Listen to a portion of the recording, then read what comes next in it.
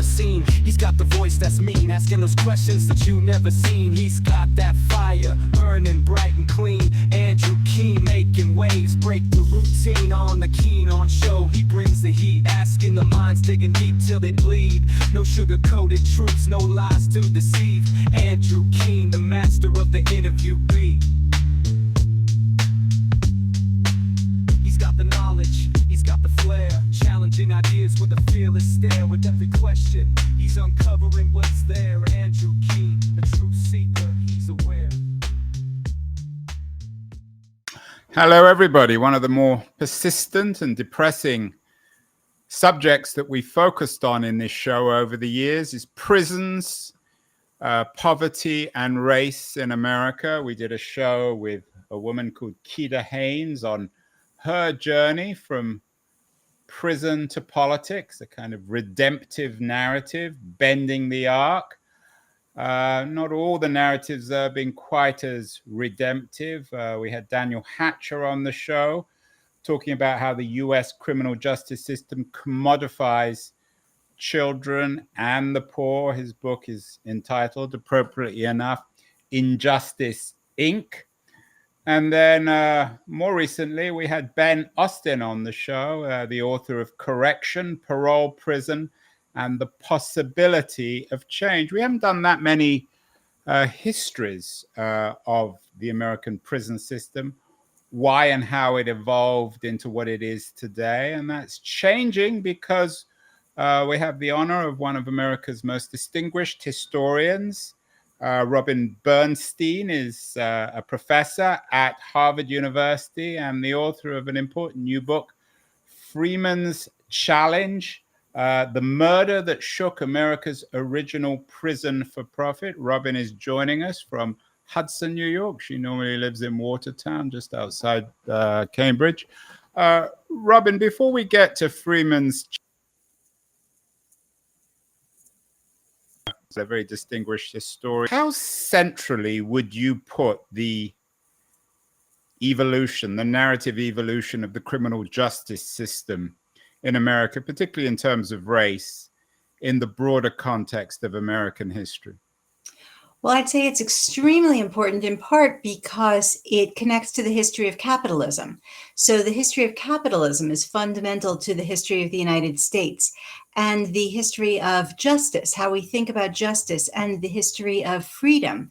What is freedom? What is justice? What is appropriate for commerce?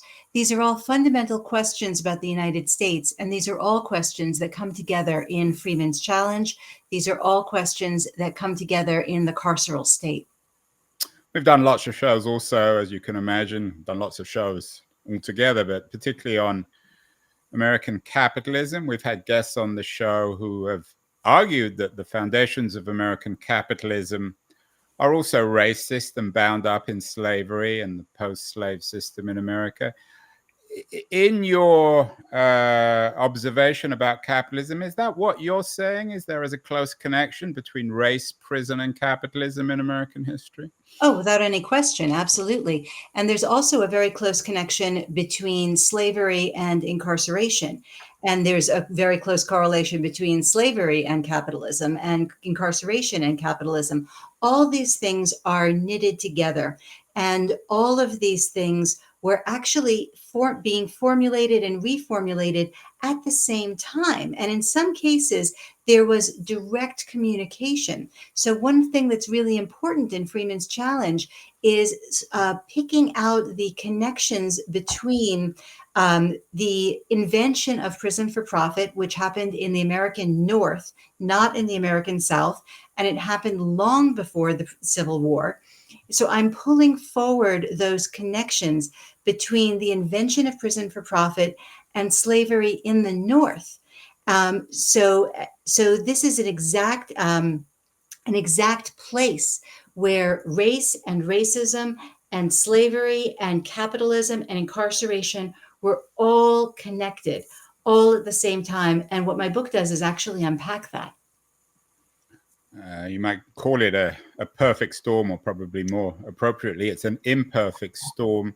America is very different. Its carceral system, perhaps its capitalism, certainly its history of slavery from other advanced industrial countries. Is there something for you unique then about these forces?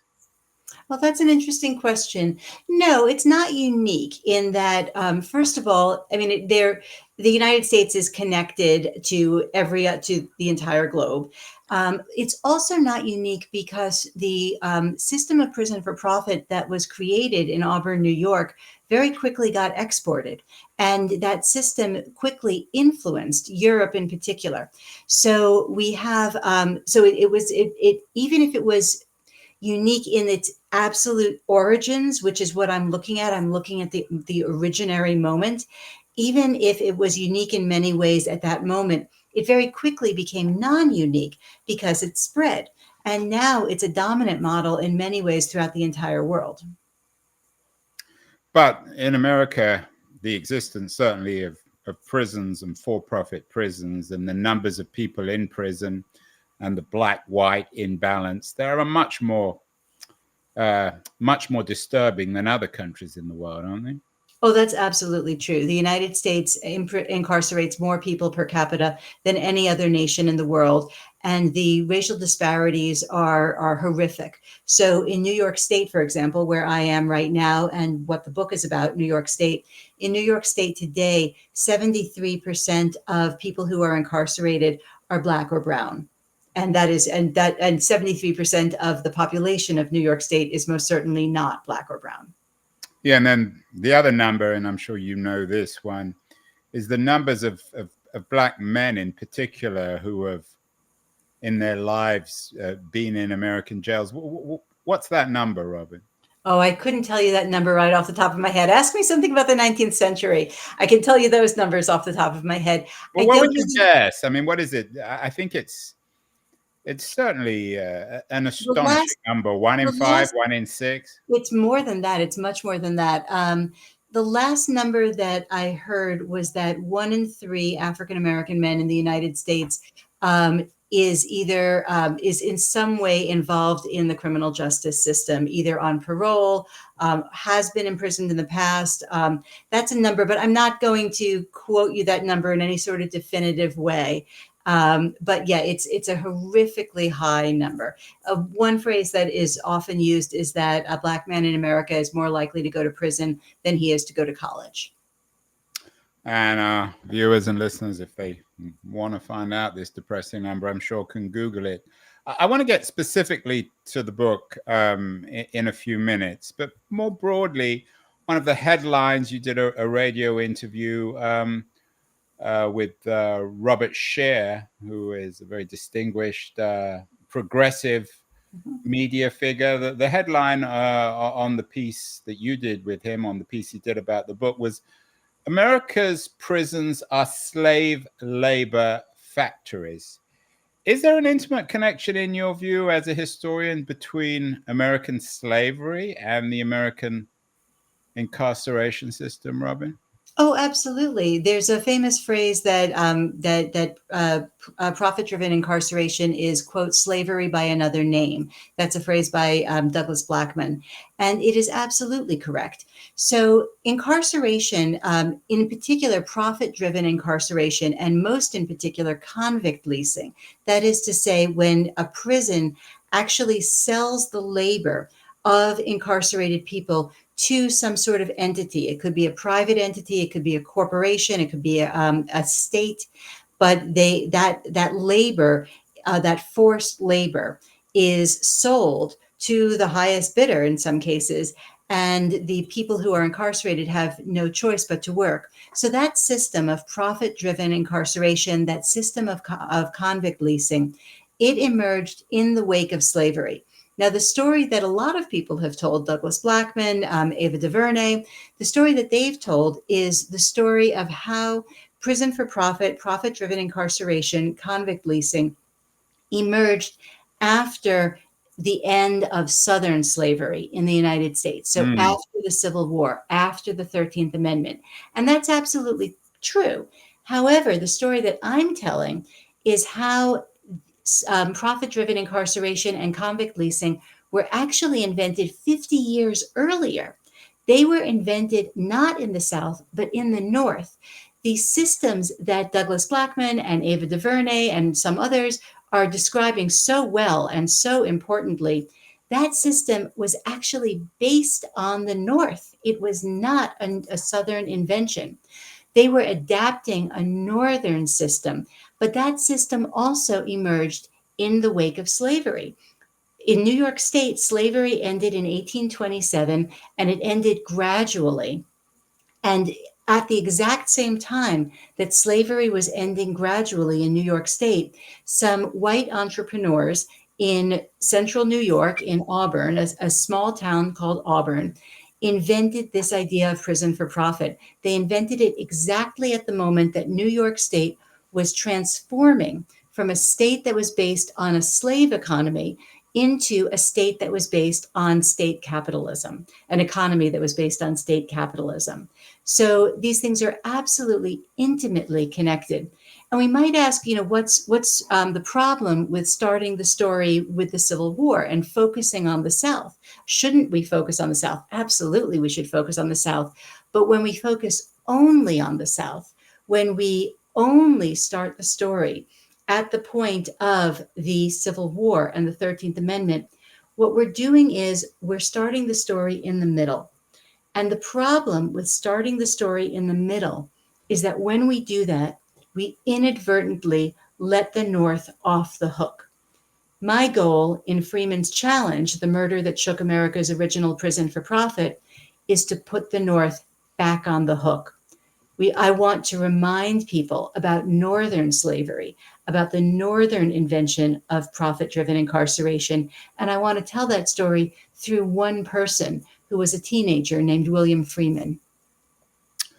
So I'm listening carefully to you, Robin, and please correct me if I'm wrong. You seem to be suggesting that as slavery was ended in the North, and I use that word carefully because, of course, it wasn't everybody in the North, and we may come on to determining who was actually making these policies. But the North reinvented slavery in the form of for-profit prisons. Is that what you're saying? Well, it's a little more complicated than that. So one of the interesting things about the Auburn State Prison, which was the prison that originated some fundamental ideas about prison for profit, which I'm sure we're going to get to. One of the interesting things about the Auburn State Prison is that when it first opened its doors, when it had its very first set of prisoners, as far as we can tell, 100% of the prisoners were white. So it wasn't so much from the very beginning that the prison was interested in re-enslaving African-American people who were in the process of becoming free through gradual emancipation. That was not the original goal. The original goal was to enslave people. The original goal was to extract free labor from people and use that extraction in order to change the economy of Auburn and change the economy of New York State. So at its absolute original point, it was not a necessarily racist endeavor. Race was not the point at the beginning, but it didn't stay that way. Race very quickly and racism very quickly became central to the Auburn State Prison and to profit-driven prison more broadly. So one thing that's really important to know is that the Auburn State Prison went from having zero prisoners of color to then having many, many, many more. And by the time William Freeman was incarcerated, William Freeman, the subject of my book, he was incarcerated in 1840. And by that point, 1 in 11 prisoners were Black. So that was about 9% of the prison. So the prison went from 0% to about 9%. And that's a huge jump. And to put that into perspective, at the time, Black people constituted approximately 2% of New York State's population. So by 1840, Black people were overrepresented in the prison by more than fourfold. So the prison for profit very quickly became a way to re-enslave African Americans disproportionately. How does history work, Robin? You're a professor. at Harvard. You have quite a title. You are the Dillon Professor of American History and Professor of African and African American Studies and the Studies of Women, Gender, and Sexuality. So you're one of, as I said, one of America's most distinguished historians, the author of several well-received books. Is there something invisible that drives these things? In your reading, I know you're very empirical and you're going to dance around this question, but was there something ineradicable about racism that resulted in this reappearance of a kind of slavery in the prison system? Might have it emerged in something else had it not been the prisons? I mean, and maybe let me revise that question. Do you have a philosophy of history? I mean, all historians do, whether they acknowledge it or not. Yeah, I love that question. Absolutely. So, first of all, I believe that nothing in history is inevitable. We look at history backwards. We look at the past, and it's very easy to think that certain things had to have happened the way that they did happen. But in fact, nothing has to have happened the way that it did. History is made by individuals who act in concert. They often act in concert without intending to. And this is one of my beliefs about history. And, I think this is true about history, that really takes center stage in Freeman's Challenge. Part of the book is narrating the emergence of the racist libel linking African Americans to criminality. That is a lie. It is a libel.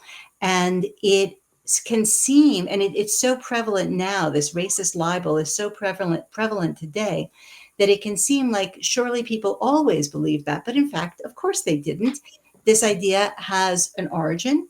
This particular and virulent form of racism has an origin.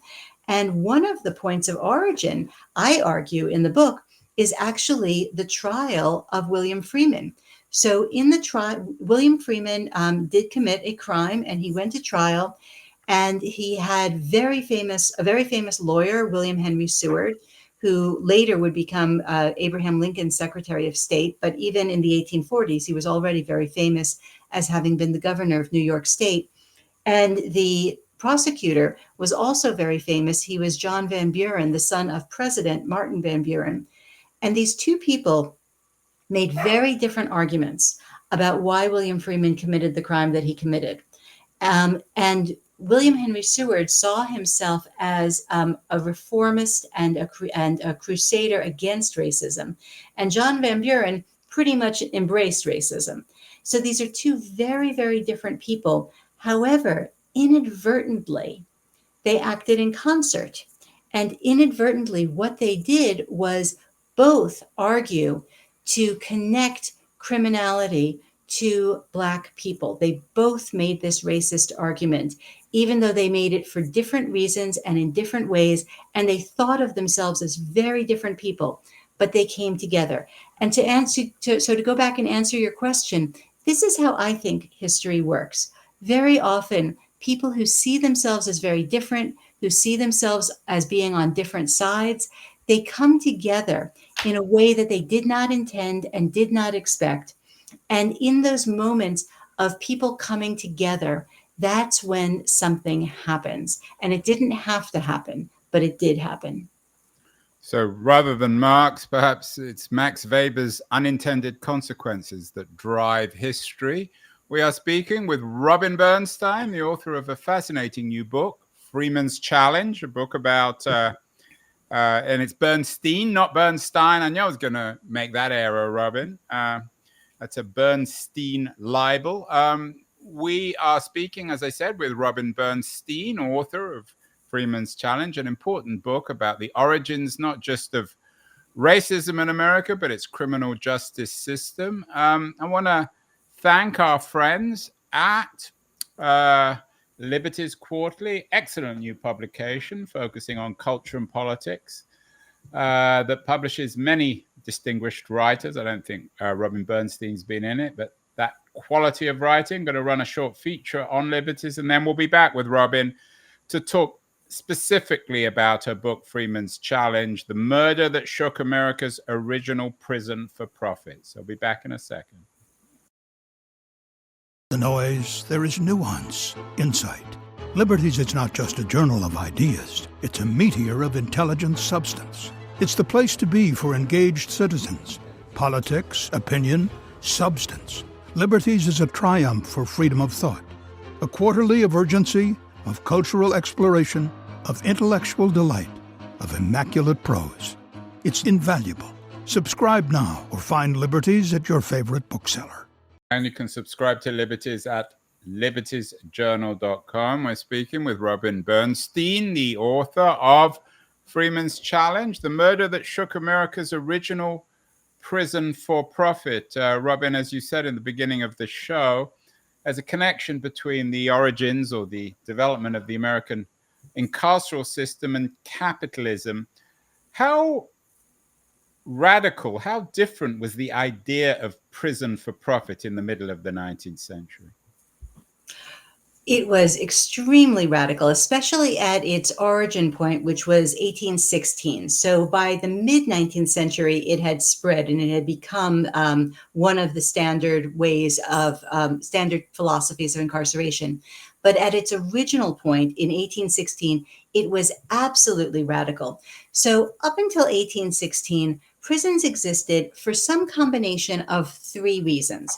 Those three reasons were they existed either to punish people, or they existed to reform people, to help redeem them and help them become better people in one way or another, or they existed to control people, that is basically to get them off the streets. So these were the three reasons that prisons existed. And then in Auburn, New York, in 1816, a group of white entrepreneurs came up with a radical new idea. And that radical new idea was that a prison could be an economic tool, that a prison could exist not primarily to punish people or to redeem them or even to control them. The primary purpose of a prison could be to generate wealth. This was an absolutely radical idea. And they had this idea because New York State was in a process of moving towards something called state capitalism, which has at its core concept that one of the central goals of the state, one of the central functions of a state should be to stimulate an economy. That was at the time a relatively new idea. So at the time, New York State was starting to survey the Erie Canal, which is the hallmark of state capitalism, this massive infrastructural project for the purpose of stimulating the economy of New York State. Then unconnected to that, so it seemed, was a new prison opportunity. So at the time, New York State had one prison. It existed primarily to punish people, but it was overrun and it was notoriously corrupt. So the state offered a contract of $20,000 to build the second prison in New York. So from the state's perspective, a prison and the Erie Canal were completely separate, completely distinct entities. However, this group of white entrepreneurs in Auburn had this insight, which at the time was an amazing novel insight, which was that if they took this contract and built this prison, the state money that would come into Auburn to build this prison could stimulate the local economy very much in the same way that the money to build the Erie Canal was stimulating the economy of New York State. So to give you some context, the amount of money in this contract was $20,000, which is about the same as $500,000 today. At the time, Auburn was a tiny little village of about 2,000 people. So you can imagine if you have a little village of 2,000 people and you flood that village with $500,000 in cash all at once, with more money to come in perpetuity to run the prison, that is going to completely transform the town. Now, to us, that's really obvious, but it's only obvious to us because of the work of these white entrepreneurs. So that was their idea. And then they had a second idea, which was they could not only suck this money out of the state, they could also suck labor out of the prisoners. So they built this prison around a set of factories. They built factories inside the prison as they were building the prison. And the concept from the very beginning was that these prisoners were going to be forced to work in these factories that were built inside the prison. They were going to receive no pay whatsoever, and their labor could be used for whatever the prison wanted. So the prison was going to be sucking money in two directions, from the state and sucking labor that labor that had monetary value out of the prisoners. This was, and that all of this was going to be used to build wealth for local entrepreneurs, to build wealth for local businesses, to build wealth for the city. It's the city itself, the village that would become a city. And this was at the time a completely explosively radical. So what were, coming back to the prisons, because of course prisons have always existed, what was the traditional prison before this prison for profit? How would you compare and contrast the standard prisons that existed in America before this? Well, it's hard to say what the standard prison was, because prisons have some kind of punishment has existed for a very, very long time. Confinement of people who have committed some sort of wrongdoing, that has existed for a very long time. But it's really hard to say what the standard was, because this was a moment when the standard was being created. In a sense, is it, again, coming back to Weber, is it a rationalization of prisons? I mean, everyone at the turn of the 19th century had all sorts of people radically rethinking prisons. You had Bentham and the utilitarians coming up with the idea of the panopticon. You had de Tocqueville coming to America in the 1830s, looking at American prisons as a model for Europe. So this was intellectually and economically a time of great, for better or worse, reinvention of the idea of prisons. I mean, Foucault has written extensively about this. It's a fascinatingly rich subject, isn't it? Yeah, well, let's talk about de Tocqueville. So de Tocqueville came to Auburn. At the time when the Auburn prison was built, there was basically the dominant model for a prison was the model that was called the Pennsylvania system. So the Pennsylvania system, which was based in Philadelphia, this Pennsylvania system had at its core the idea of reformation. It had this idea that the central goal of a prison should be to help prisoners become Christians, to help them become not criminals, basically. And the Pennsylvania system had a terrible way of doing that, which was it put people in solitary confinement, in total solitary confinement for their entire incarceration. And the idea was that this would give people nothing but time to reflect on their crimes, and it would cause repentance. So this was one of the dominant models for incarceration at the time that the Auburn prison was built.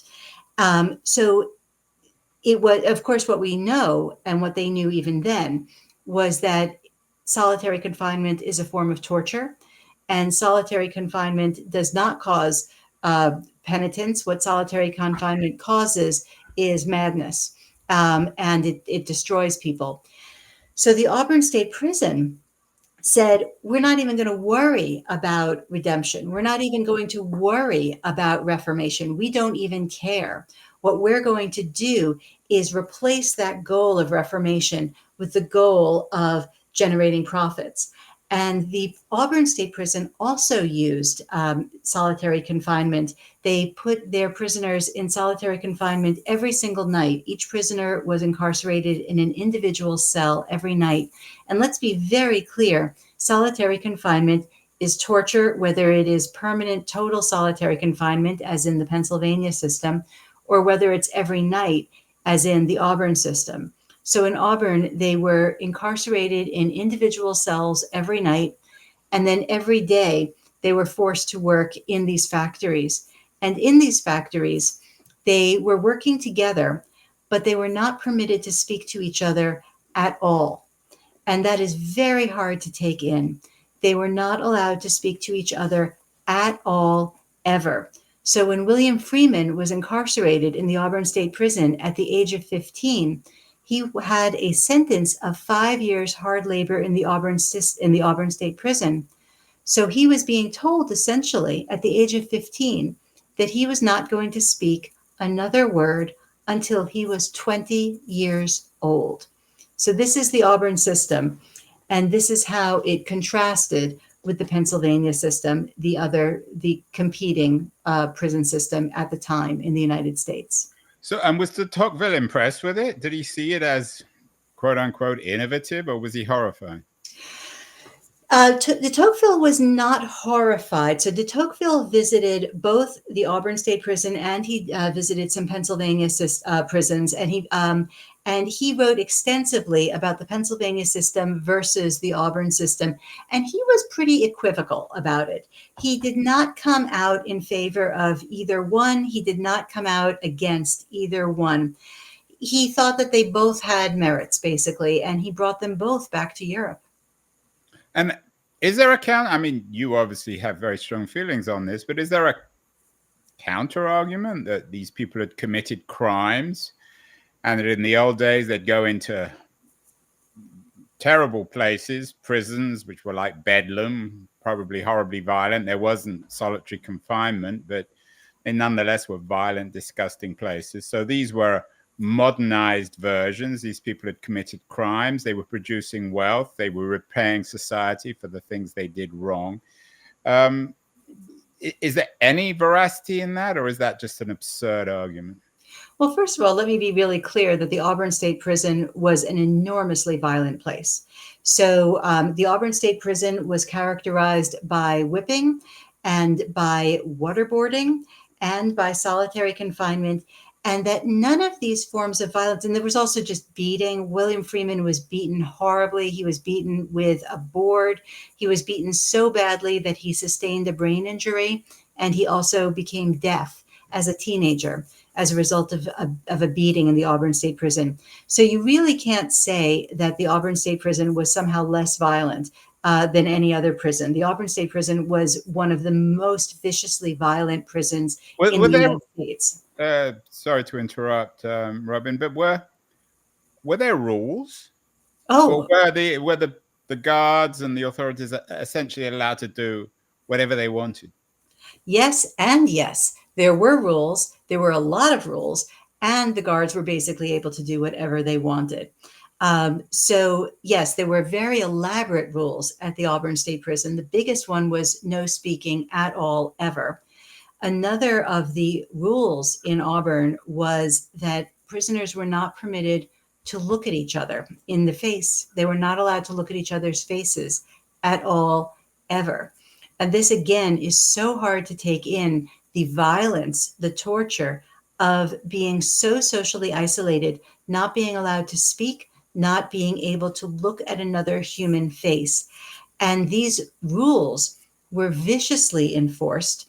Of course, people did find ways to evade them, but that was very, very dangerous.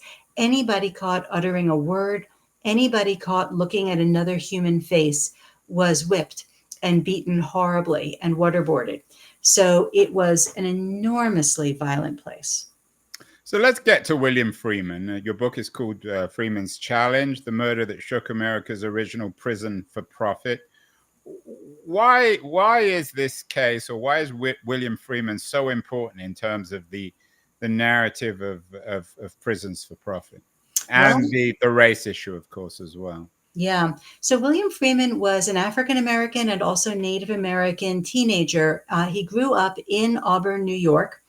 And he was part of the most prominent Black family in town. His grandparents had actually been, been part of the very first set of people who had established Auburn.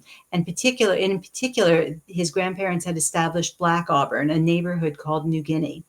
So, and this was all very shortly after the genocide of the Cugas, who were the inhabitants of that land and the people who held that land. But then there was a genocide that was led in part by General George Washington. So, or ordered, I should say, by General George Washington. And then that the same Washington who is the founding father of this country. Absolutely. He ordered what was called Sullivan's Campaign, which was a campaign of genocide, which which stole the land and then gave the land and sold the land to white people. And some of the white people who originally stole and took that land were the Hardenbergs, who were the enslavers of William Freeman's grandparents. So William Freeman was the freeborn grandson of the most prominent Black people in town, people who were credited with establishing the Black neighborhood of Auburn. And when he was 15 years old, William Freeman was accused of stealing a horse. There was no hard evidence against him, but that didn't matter. He was tried, he was convicted, and he was sentenced to 5 years hard labor in the Auburn State Prison. And what made William Freeman important immediately was that he resisted. He resisted the theft of his labor. He immediately spoke up and he said that he did not want to work in the Auburn State Prison because he had committed no crime, and also because he was not a slave. He was a free person and he deserved to be paid for his labor. And remember, none of the prisoners were paid anything for their labor. So he resisted, and there was enormous retribution against him. As I said, he was punished horribly for this, for his resistance. He got out of prison at the age of 20. He was deafened through his beating in prison, and he suffered a brain injury. And he kept up his campaign against the Auburn State Prison. He sought legal remedies. He tried to sue in order to recover what he saw as back pay that the Auburn prison had stolen from him, that they owed him for his labor. And he tried for 6 months to recover back pay. And he was laughed at and he was dismissed. And then what he did was he resorted to violence. He committed a murder, and I'm not revealing anything. The murder is in the title of the book. He committed a truly terrible murder that then caught Who did he kill? Who did he kill? He killed a white family. And A whole family? He killed a white family. How many people? 4 people. It was a quadruple murder. And he was very clear that he was killing because of the Auburn State Prison. He was killing as a strike against, in resistance to prison for profit, and that his real target was the state. Now, all those people who had laughed at him and dismissed him, well, after he committed this murder, they couldn't laugh at him and they couldn't dismiss him anymore. So they had to grapple with his challenge. Now, part of the reason it was so difficult for people to grapple with his challenge was that the Auburn State Prison was actually the economic engine for all of Auburn, and arguably in a lot of ways. Sorry to jump in here, Robin.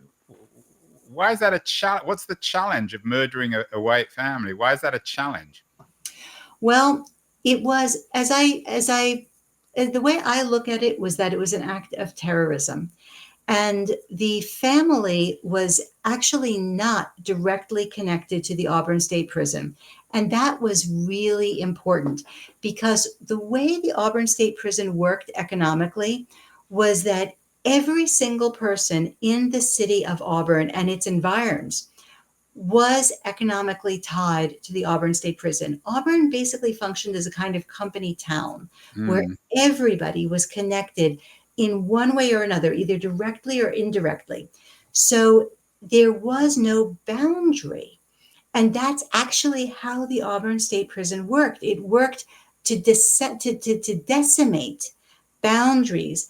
Everybody was implicated. So William Freeman killed a family that was not directly connected to his incarceration or to the prison, but they were connected in the ways that everybody was connected. So what he did by killing a family that was specifically not directly culpable for his personal individual incarceration, what he did was he identified the general culpability that everybody was implicated. At least in his mind. I mean, not everyone would. Oh, no, not everybody agreed with it. Certainly not. And not everyone would. I mean, could one argue it was a form of madness that he was so badly beaten and so terrorized and traumatized by his prison experience that he just went mad and killed these people? That is exactly what people argued at the time. That is exactly. But you don't agree with that. You're giving it more of a political reading. It's not that I think he was not mentally disabled. He was mentally disabled, and I'm really clear about that in the book. I do talk about his mental impairment, and I do describe exactly the ways that he was mentally impaired. However, one of the claims that I'm making in this book is that it is absolutely possible to have a mental disability and to make a rational claim. There's no contradiction there. So on the one hand, he did have some mental impediments. He absolutely did. He was a brain injured person, and he was making a very important political point. And both of those things can be true. What was the political point then, as you say, in murdering a family who weren't directly connected with the prison or his own incarceration? The political point was that the Auburn State Prison had stolen his labor. The Auburn State Prison, that the political point was that prison for profit is a system of organized theft disguised as justice, and that the entire endeavor was itself a criminal endeavor. So let's fast forward, Robin, to the 2020s, where there are many, many prisons for profit. I'm not sure if you're put in a jail whether you're paid for your labor, but are you suggesting that his behavior, Freeman's behavior, has a degree of legitimacy that might be replicated by other prisoners of the American system? Well, I'm certainly not advocating for murder, and I'm certainly not advocating for terrorism. I mean, William Freeman, he committed a murder, and I name it as an act of terrorism. And I'm not saying that these are good things in any way. What I am saying is that William Freeman was articulating a claim that we should listen to, and that the claim has been obscured by his methods. And I am not advocating for his methods. What I am saying is that he was making a fundamental claim that is important for us to hear today. The fundamental claim is that it is wrong for a prison to profit off of incarcerated people. It is wrong for a prison to exist primarily to benefit, to create economic benefit. Why should one person benefit economically from the incarceration of another person? William Freeman was making the fundamental point that that is wrong. And I think that is something that we should all listen to. Did he write something down here? I mean, where do we know that this murder of the family was a political act? How do you interpret that? Right. Well, he did not write. He did not write. So presumably he said something at the trial. Yes. Yes. Well, he said many things, and he was interrogated at length, and there's an enormous archive of evidence for what he said and also what other people said about him. So William Freeman's life was very highly documented, and I have lengthy footnotes in the book, or endnotes in the book, where I show all the evidence in this story, because it's kind of an incredible story, and it's easy. A lot of people ask me, did you make things up? I made up nothing. I invented nothing. It's all in the evidence. So the trial, when William Freeman went to trial for murder, the trial got very big very fast. It was called the trial of the half century.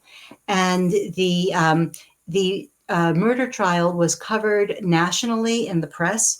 And people were just hanging on every word of this trial. So there was an enormous record of what William Freeman said, what people said about him. And this is where I found the evidence for the political act. Robin, what did other prominent African Americans, Frederick Douglass, Harriet Tubman, I know they appear in your narrative too. What was their interpretation of Freeman's, what you call Freeman's challenge or the Freeman case? Yeah, so it was complicated. So Harriet Tubman is really important to the story because very shortly after William Freeman's trial, Harriet Tubman came to Auburn and she settled in Auburn. She bought land from the wife of William Henry Seward, and she settled in Auburn 2 miles from the Auburn State Prison, and she chose to live there until her death in 1913. So she lived there for the second half of her life. And she knew members of William Freeman's family. They worshiped at the same church. So here she is, 2 miles from the prison, knowing members of William Freeman's family, and she never commented on it. She never said a word about it. And similarly, Frederick Douglass was somebody who was also very clearly aware of the Freeman trial. There's no question that he knew about it. It was reported on in his own newspaper. So if we can assume that he read his own newspaper, the North Star, he knew about the case. And the way that Frederick Douglass responded was to start coming to Auburn. Frederick Douglass never came to Auburn before William Freeman's trial. But then immediately after the trial, he starts coming regularly to Auburn. And he starts telling not Freeman's story, but his own story. Frederick Douglass starts lecturing on his own life and lecturing on abolitionism in Auburn immediately after the trial, when he had never done that before. And he starts coming back over and over. And then he publishes one of his autobiographies, My Bondage and My Freedom. The very first publisher of that book was an Auburn publisher, one of the very first. It was published simultaneously in several places. So what these abolitionists were doing was they were coming to Auburn, and instead of directly engaging with this act, which was terrifying, and this act that was morally repugnant to a lot of people, instead of directly engaging with William Freeman, what they did was their own freedom work. What they did was tell their own stories, articulate their own stories, and regain the narrative, reclaim the narrative. So are you then suggesting that there was some beneficial consequences to what Freeman did? Or is it just accidental? No, it's not weaving together this narrative, Robin. There are moral implications, for better or worse. Mm-hmm, mm-hmm. No, it was not coincidental at all. So the ways in which Douglass starts showing up in Auburn and showing up repeatedly immediately after the trial, when he had never done that before, there's no way that that's just a coincidence. Harriet Tubman settling there, that was not caused by William Freeman.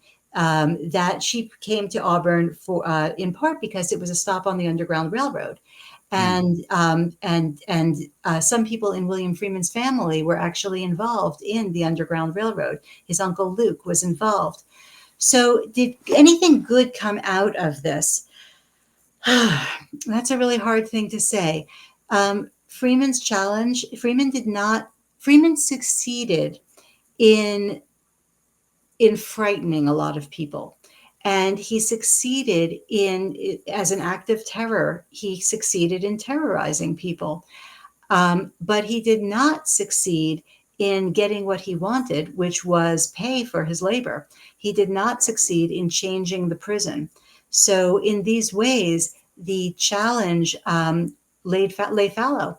And what he was articulating through his actions was buried and muffled. So what I'm trying to do in this book is hear him. I'm trying to hear what William Freeman was saying. And I'm trying to hear the argument that was muffled and forgotten. Although, and we got to end, it's a fascinating conversation, Robin, but you talked at the beginning of this conversation about the what you called the racist libel at the heart of the American criminal justice system. And this Freeman case represents, I guess, in a sense, the racialization, at least in your argument, of America's original prison for profit. Didn't this action add credibility, if that's the right word, to the racist libel? No, absolutely not, because the racist libel did not exist when Freeman committed this act. So this racist libel of connecting Black people, Black and brown people, to criminality and suggesting that there's some sort of biological connection there, some sort of inherent propensity, that idea was almost unheard of at the time. That idea was actually partially invented through the trial. I mean, that was my point, but it wasn't just invented. I mean, here was a man who killed a white family. But why? So the question is why? So Freeman never talked about race as part of his motivation for the murders. He never talked about race as part of his anger at the Auburn State Prison. He was really clear that what he was angry about was the theft of his labor. He never connected it to race. The ones who connected it to race were his lawyers and the opposition lawyers and the white people in town. They were the ones who racialized the case and made it about race. For Freeman, it was about incarceration, capitalism, and theft. And finally, Robin, I can't resist asking you this. You'll probably dodge it as well, but 170, 100, more than almost 2 centuries later,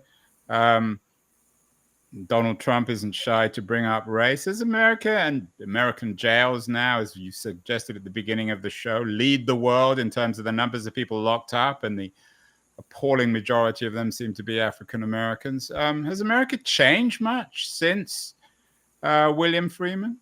Oh, of course. I mean, America has changed in a lot of ways since the 1840s. So, I mean, there's no question that it has changed. In terms of incarceration, well, mass incarceration did not exist in William Freeman's day. So that's something that is a huge change. The numbers, there's no comparison between the numbers of people who are incarcerated in Freeman's day and the numbers that are incarcerated today. So that's one huge change. And then another really big change is that now, today, one of the ways that prisons move money, one of the ways that prisons extract money is by charging prisoners for things. So in William Freeman's day, his labor was being stolen from him. However, he wasn't being charged for anything. So, but today, of course, prisoners have to pay for a whole lot of things that are, in fact, necessities of life. In some prisons, people have to pay for soap. People have to pay for toothpaste. People have to pay for menstrual products. These are not luxuries. These are basic necessities of life. And that is a really big change as well, in that the prisons are now sucking money from multiple directions, including directly from incarcerated people. Can I step on the scene? I'm ready to attack. Andrew Keene.